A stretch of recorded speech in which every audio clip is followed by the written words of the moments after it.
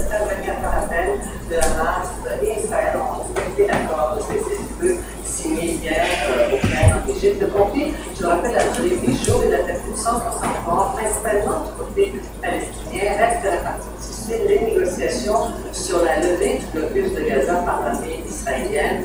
J'ai parlé de tout temps avec notre correspondante à Mélanie, Ginette Artiche.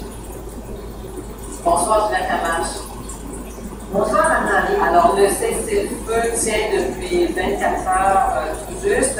À Gaza, on ne cesse de parler de cet accord comme une grande victoire pour le Hamas. Comment cela est-il perçu en Israël?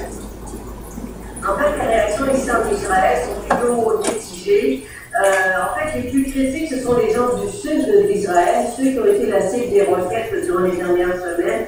Eux, ils estiment que le gouvernement Netanyahou aurait dû aller jusqu'au bout, être beaucoup plus dur envers le Hamas. Et surtout, ils estiment que le gouvernement Netanyahou n'aurait pas dû négocier avec le Hamas, qui est considéré comme étant un groupe terroriste.